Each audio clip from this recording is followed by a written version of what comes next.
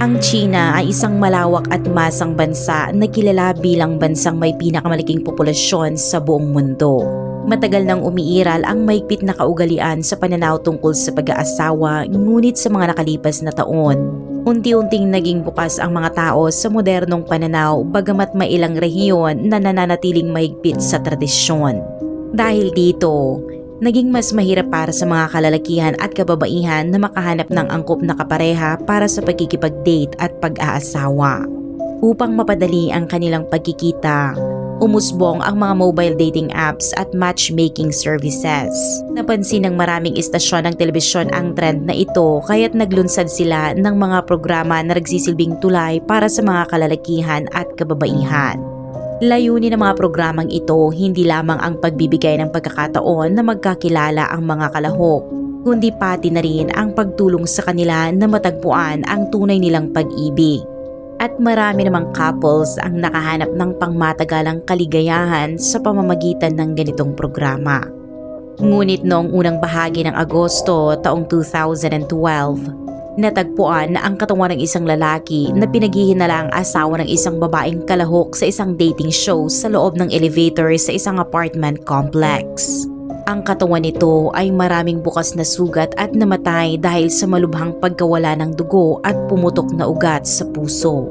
Bago tayo magpatuloy, kung bago ka pa lamang sa aking YouTube channel at kung hilig mo ang misteryo at investigative storytelling, huwag kalimutang mag-subscribe at i-turn on ang notification bell para lagi kang updated sa mga susunod na uploads. Ang pangunahing tauhan sa kasong ito ay isang babaeng nagngangalang Wang Jia. Ipinanganak siya noong 5 ng Oktubre taong 1979 sa isang middle-class na pamilya sa Yan'an Shanxi Province ng China. Ang kanyang ama ay isang real estate manager at ang kanyang ina ay isang pharmacist. Si Wang Jia ay nag-iisang anak at lumaki sa pagmamahal at proteksyon ng kanyang pamilya. Noong 1998, tinanggap si Wang Jia sa Northwest University kung saan nag-major siya sa Chinese literature. Aktibo siyang nakilahok sa mga aktibidad sa paaralan, naging head editor ng school magazine at nakatanggap ng maraming parangal. Pagkatapos ng kolehiyo, nagtrabaho siya bilang book editor sa isang publishing company. Dahil sa kanyang maayos na pamilya at sariling tagumpay, matagal niya nang itinakda ang mataas na pamantayan sa pagpili ng magiging kapareha. Bagamat nagkaroon siya ng 2 relasyon, hindi niya itinuturing na karapat-dapat ang alinman sa mga ito para sa kasal, kaya nanatili siyang single hanggang sa edad na 31. Nagsimulang mabalisa ang pamilya ni Wang Jia nang mapansin nilang hindi pa siya nakakahanap ng tamang lalaki para pakasalan. Madalas din nila siyang pinipilit na nagdudulot kay Wang Jia ng labis na stress. Bukod pa rito, nakikita niya ang kanyang mga kaibigan ay nag-aasawa at nagkakaroon ng mga anak kaya't mas naging seryoso siya sa paghahanap ng kapareha. Sa panahong iyon, lumala rin ang kalusugan ng kanyang lolo at hindi naglaon ay pumanaw. Isa sa matagal niyang ninanais ay makita si Wang Jia na ikasal ngunit pagpanaw ng kanyang lolo, hindi pa siya nakapagpapakasal na nagdulot ng matinding kalungkutan kay Wang Jia. Dahil dito, nagpasya siyang tuparin ang huling kahilingan ng kanyang lolo. Ito rin ang sumasalamin sa isang karaniwang paniniwala sa China kung saan madalas sinusunod ng mga anak ang kagustuhan ng kanilang mga lolo, lola at magulang. Isang araw, napanood ni Wang Jia ang programang If You Are The One, isa sa pinakasikat na dating show sa China. Bawat episode sa programa ay tampok ang 24 na babaeng kalahok na naghahanap ng pag-ibig. Ang palabas ay kumukuha rin ng mga lalaking kalahok at iba't ibang segment ang idinisenyo upang mapadali ang koneksyon sa pagitan ng mga kalahok. Una, ipakikilala ng lalaking kalahok ang kanyang sarili sa mga babae. Ibabahagi ang impormasyon tulad ng edad, trabaho, personalidad at pananaw sa buhay. Kung humanga ang mga babae, binubuksan nila ang kanilang mga ilaw para sa lalaki. May opsyon din ang lalaki na patayin ang ilaw para sa sinumang babae na hindi niya nararamdaman na kaakibat. Ang mga pares na may mutual na interest at nananatiling nakabukas ang ilaw ay sumusulong sa face-to-face segment ng palabas upang mas makilala ang isa't isa. Nabighani si Wang Jia sa mga matamis at romantikong pagtatapat sa game show. Lubos siyang naengganyo at ninais niyang maging pangunahing karakter sa sariling kwento kaya nagpa siya sang lumahok sa programa upang matagpuan ang tunay na pag-ibig. Gayunpaman, sa panahong iyon, maraming sikat na dating show sa China ang nakakatanggap ng kritisismo sa online communities dahil sa kakulangan ng pagiging tunay. Naniniwala ang mga kritiko na scripted ang mga palabas at na-memorize ng mga kalahok ang kanilang linya bago mag-shoot. Maraming debate ang lumitaw ukol sa focus sa pera at kasikatan na ipinapakita ng mga kalahok. Bukod dito, may ilang sumali sa palabas para lamang i-promote ang sarili at makakuha ng publicity sa halip na tunay na maghanap ng pag-ibig. Ngunit hindi inalintana ni Wang Jia ang mga isyong ito. Determinado siyang lumahok upang makilala ang mga matagumpay at mayayamang lalaki. Nais niyang magpakasal sa isang perpektong lalaki, naniniwala na ang mga kalahok sa palabas ay pinili ng maingat. Noong Abril 2011, opisyal na napili si Wang Jia upang lumahok sa If You Are the One. Sa panahong iyon, siya ang pangalawang babaeng kalahok sa episode 126. Dahil sa kanyang background sa Chinese literature at trabaho sa publishing company, maayos siyang nagsalita at tapat sa kanyang mga pahayag. Dahil dito, nang ipalabas ang episode noong Mayo 2011, nakakuha si Wang Jia ng malaking atensyon mula sa mga manonood dahil sa kanyang magandang anyo at malalim na pananaw sa pag-ibig at buhay. Isang beses niyang sinabi sa palabas na nais niyang matagpuan ang kanyang soulmate sa entablado at handa siyang pumunta saan man para sa pag-ibig at naniniwala siyang ang kanyang paraiso ay kung saan man naroroon ang pag-ibig. Nag-iwan siya ng matinding impresyon sa mga manonood ngunit habang nakikilala niya ang iba't ibang lalaking kalahok, halos wala sa kanila ang tumugma sa kanyang mataas na pamantayan hanggang sa dumating ang isang lalaki na nagngangalang Jiang Tianyi. Si Jiang Tianyi, 30 taong gulang ay isang entrepreneur mula sa Beijing. Ibinahagi niya na siya ay dati ring may sakit sa cancer ngunit ganap na gumaling matapos ang paggamot. Ilang beses nagka-bankrupt ang kanyang negosyo ngunit sa huli ay nalampasan niya ang mga pagsubok at nagtagumpay. Mula sa maikling introduction video ni Jiang, malinaw na may maayos siyang pinansyal na katayuan ngunit sa isang prominenteng palabas, may mga lalaking mas mayamang lalaki pa rin. Bukod dito, may kasaysayan si Jiang Tianyi ng malubhang sakit at ang kanyang itsura ay hindi kapansin-pansin kaya hindi siya naging paborito ng ibang babaeng kalahok. Ngunit malalim na naantig si Wang Jia sa mga salita ni Jiang Tianyi. Nagdesisyon siyang pindutin ang boton at ipahayag ang kanyang damdamin sa entablado. Ang kanyang tapat at taus-pusong pahayag ay nagdulot ng luha hindi lamang kay Jiang Tianyi kundi pati sa mga manonood. Sa huli, naging matagumpay ang pagtatapat ni Wang Jia. Tumakbo siya upang yakapin si Jiang Tianyi at magkasama silang masayang umalis sa entablado, hawak ang kamay ng isa't isa. Matapos ang lahat ng pinagdaanan ni Wang Jia, tila sa wakas ay natagpuan niya ang tunay na pag-ibig, ngunit hindi niya alam na dito pa lamang magsisimula ang kaniyang trahedya. Noong panahong iyon, 32 taong gulang si Wang Jia. Nakahanap na siya ng boyfriend sa dating show at sa loob lamang ng 2 linggo mula nang ipalabas ang episode, tumaas ng malaki ang kanyang social media following, halos umabot sa 10,000 na katao. Labis ang tuwa ng pamilya at mga kaibigan ni Wang Jia na nasaksihan ang kanyang matagumpay na pagtatapat sa telebisyon at nagbigay sila ng kanilang mga biyaya. Ngunit habang tinatamasa ni Wang Jia ang kasiyahan ng pagtuklas ng tunay na pag-ibig, biglang nawala si Jiang Tianyi nang walang bakas at tuluyang itinigil ang komunikasyon kay Wang Jia. Kumalat agad ang balita na nagdulot ng ingay sa mga netizens. Maraming tao ang nagbigay ng pangiinsulto at panlalait kay Wang Jia. Lubos siyang nahihiya at nagsimulang mag-post ng malulungkot na updates sa kanyang social media. Ang kanyang mga kaibigan ay nagbigay ng mapampalubag loob na mensahe at kabilang sa kanila ang isang taong gumagamit ng palayaw na Wenwen na palaging nagbibigay ng encouragement.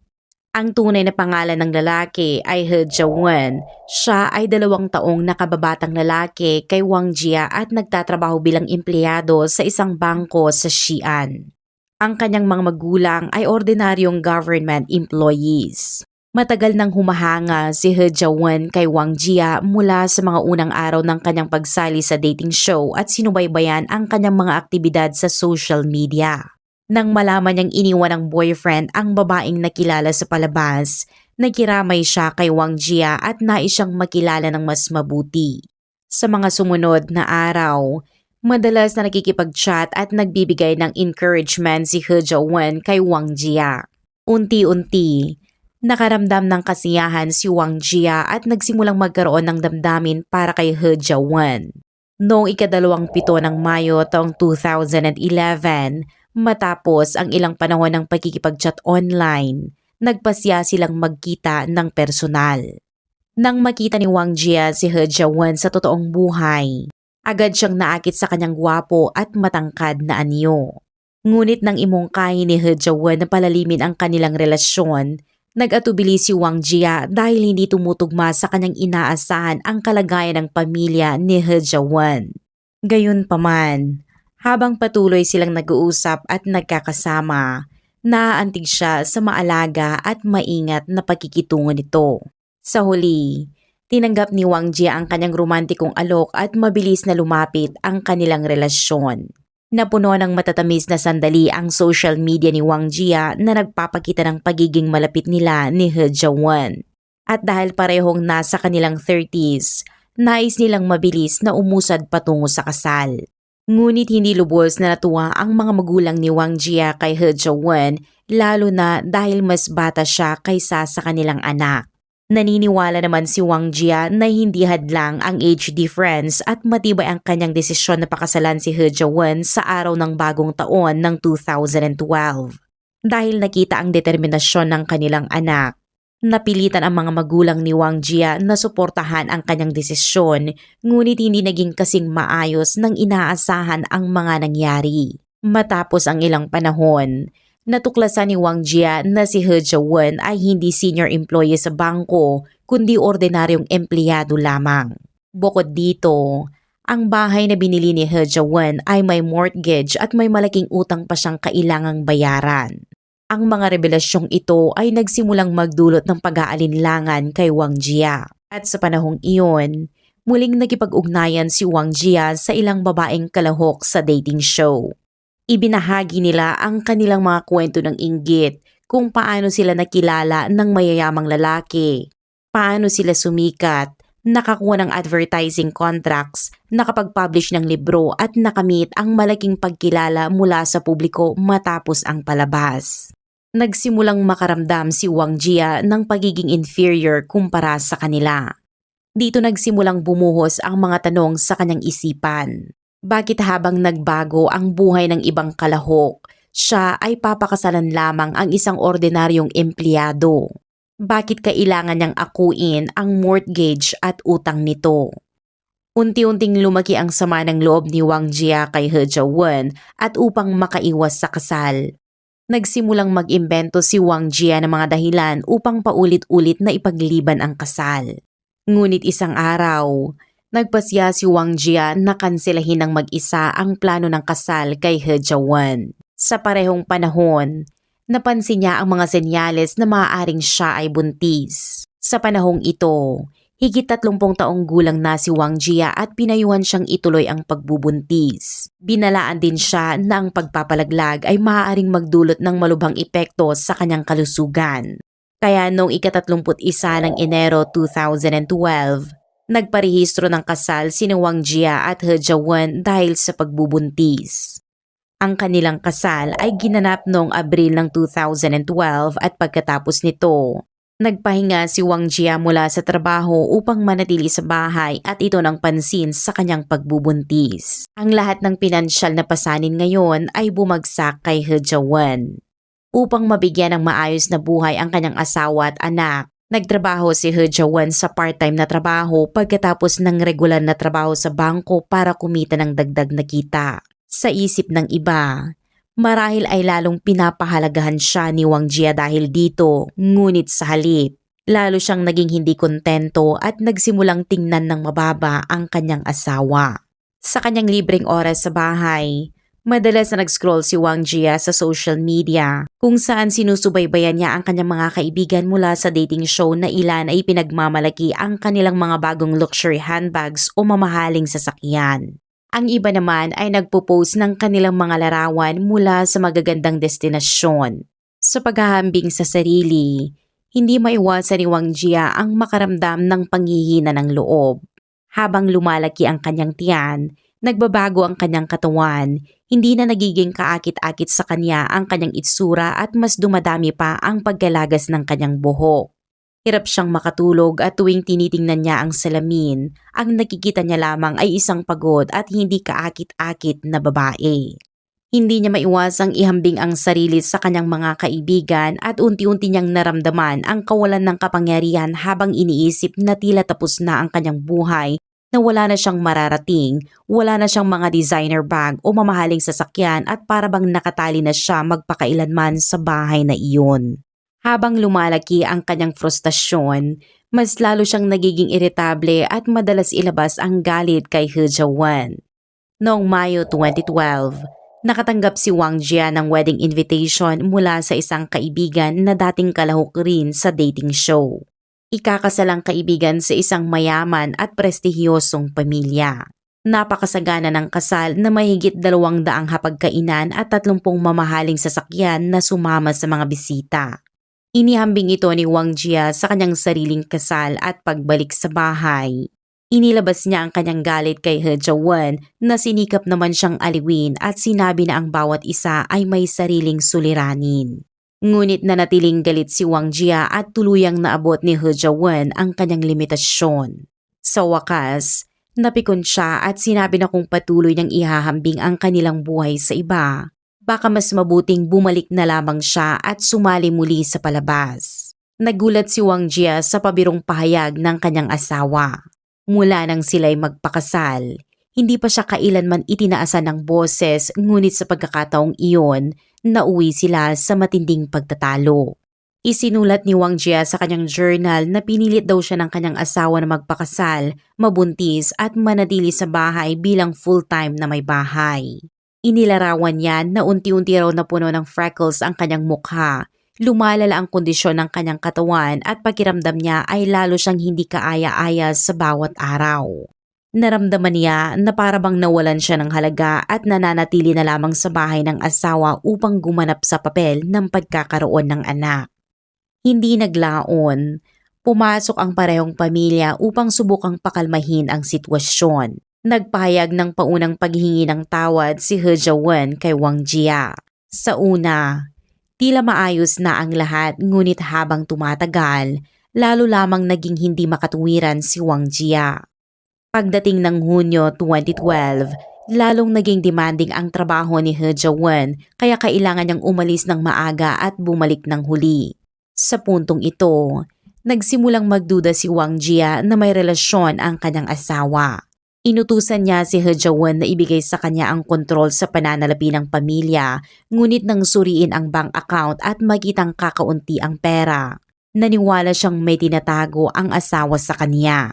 Hindi pinansin ni He Jiawen ang reklamo ng kanyang asawa, ayaw makipagtalo at naglaro na lamang ng video games na iniiwan si Wang Jia mag-isa upang magpalamig ng damdamin. Akala niya ay makakatulong ang kanyang katahimikan para humupa ang galit ni Wang Jia, ngunit kabaliktaran ang nangyari.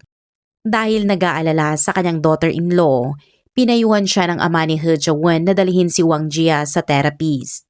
Ngunit dahil abala sa trabaho at sa pagharap sa maraming gawain, hindi nagkaroon ng sapat na oras si He Jiawen kaya hiningi niya ang kanyang ina na samahan si Wang Jia. Dinala ng kanyang biyenan si Wang Jia sa isang lokal na klinika kung saan siya ay na-diagnose ng may mild prenatal depression at anxiety disorder. Nang malaman ito, naisip ni He Jiawen na kailangan niyang maglaan ng maraming oras sa kanyang asawa, makipag-usap sa kanya at bigyan siya ng panatag na damdamin. Ngunit sa kabila ng kanyang pagsusumikap, hindi pa rin bumuti ang sitwasyon. Noong Hulyo 2012, nakipag-ugnayan si Wang Jia sa isang babaeng kalahok sa dating show na si Jaja Lee na kanyang nakilala sa If You Are The One. Nakakuha si Jaja Lee ng pagkakataon na makipag-partner sa isang entertainment company matapos ang palabas at nang makipag-ugnayan si Wang Jia, isa na itong artist na may sariling album. Ang tagumpay ni Jaja Lee sa industriya ng entertainment ay lalo lamang nagpabigat sa mental state ni Wang Jia habang inihahambing niya ang sarili sa nagawang tagumpay ng kanyang kaibigan. Sa gabi ng ika-1 ng Agosto 2012, matapos maghatid ng pagkain mula sa kanyang part-time na trabaho, mabilis na umuwi si He Jiawen upang magluto ng hapunan para kay Wang Jia. Matapos niyang matapos ang isang palayok ng chicken soup, tinawag niya ito para magsimula ng pagkain, ngunit nakahiga si Wang Jia sa kama, walang galaw, nakatitig sa kanyang laptop screen at hindi tumutugon. Bigla siyang nagsalita sa kanyang asawa at sinabi na hindi niya na gustong mabuhay. Nagulat si He Jiawen at kinuha ang laptop mula sa kamay ni Wang Jia. Lumabas na nakaramdam siya ng kawalan ng pag-asa matapos makipag-usap sa isang babaeng kalahok sa dating show na pareho nilang sinalihan. Sa pagkadismaya, sinabi ni He Jiawen sa kanyang asawa na tigilan na ang panaginip at harapin ang realidad. Nauwi ito sa isa na namang matinding pagtatalo. Lubos nang naubos ang pasensya ni He Jiawen sa kanyang asawa.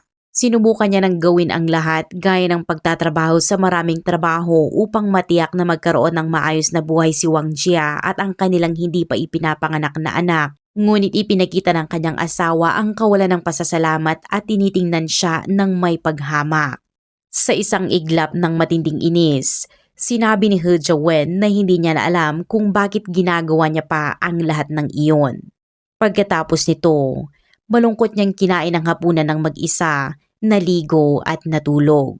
Hindi niya alam na iyon na pala ang huling gabi niya.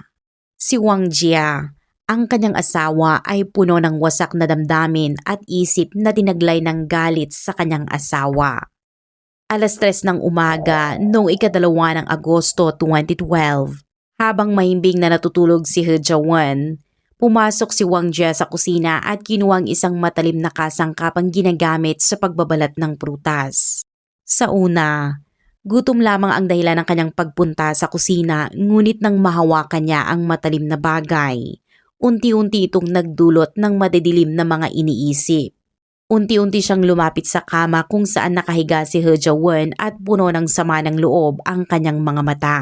Itinaas niya ang kutsilyo gamit ang parehong kamay at nagulat si He Jiawen nang maramdaman niya ang matinding sakit.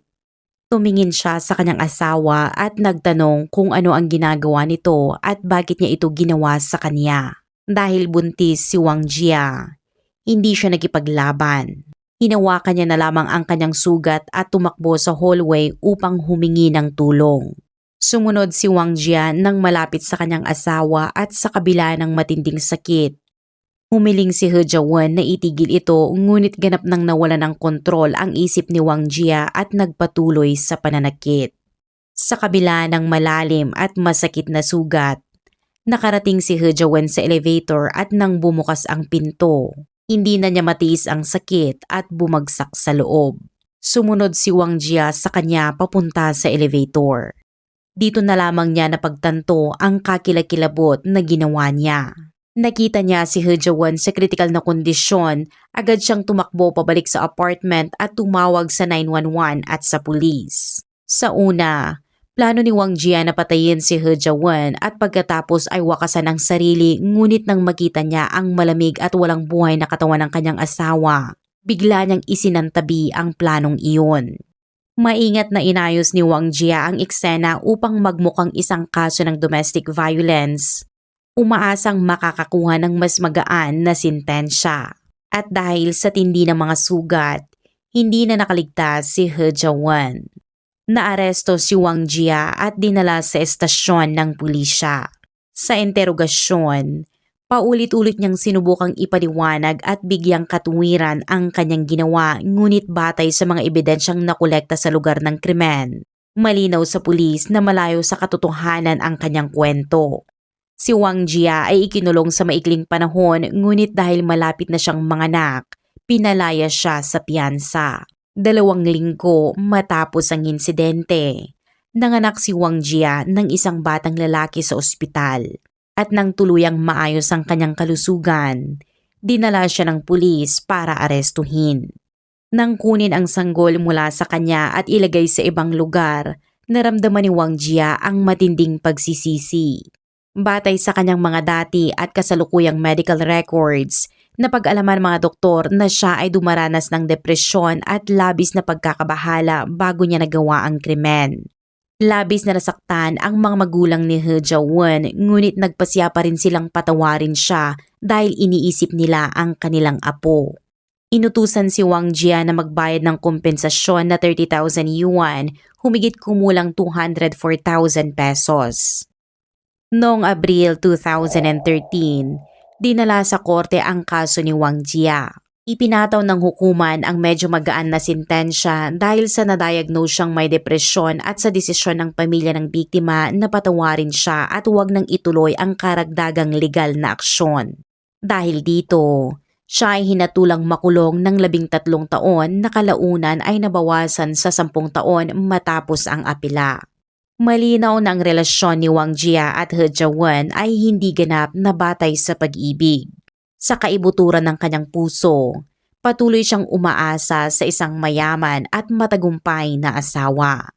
Nang hindi natugunan ng realidad ang kanyang inaasahan, palagi niyang inihahambing ang sarili sa iba sa paligid niya. Dahil dito, lalong lumaki ang sama ng loob ni Wang Jia sa kanyang asawa, ngunit ang tanong, kung ang kanyang asawa ay isang mayamang lalaki, tunay nga bang maibibigay nito kay Wang Jia ang kaligayaang hinahangad niya? Maaaring magbigay ng mas maginhawang buhay ang pera, ngunit kung wala ang pag-ibig at sinseridad, maibibigay ba ng luho ang pangmatagalang kaligayahan? Kung tumigil sana si Wang Jia sa paghahambing sa sarili sa iba, kung naging mas bukas siya sa pagkikinig, pagbabahagi at pag-unawa sa kanyang asawa, marahil ay maaari silang magkaroon ng masayang buhay kasama ang kanilang maliit na anak. Sa kasamaang palad, pinalitan ng trahedya ang posibleng magandang buhay. Ang kwento ng pagkamatay ni He Jiawen at ang kanyang relasyon kay Wang Jia ay nagdulot ng malawakang diskusyon sa Chinese social media. May ilan na nagkiramay sa kanya, ngunit marami rin ang humusga sa kanyang ginawa. Dahil sa atensyon na natanggap ni Wang Jia matapos ang kanyang paglabas sa dating show, nagpatuloy ang interes ng publiko sa kaso sa loob ng ilang panahon. Ano naman ang opinyon mo tungkol sa ginawa ni Wang Jia? Karapat-dapat ba siyang patawarin? Ibahagi ang inyong opinyon sa comment section sa ibaba at huwag ding kalimutang ikomento kung taga saan kayo at kung anong oras niyo ito napanood para malaman namin kung saan umabot ang aming mga viewers. Maraming salamat sa inyong walang sawang pagsuporta at pagsubaybay sa aming mga kwento. Magkita-kita tayo sa mga susunod na videos.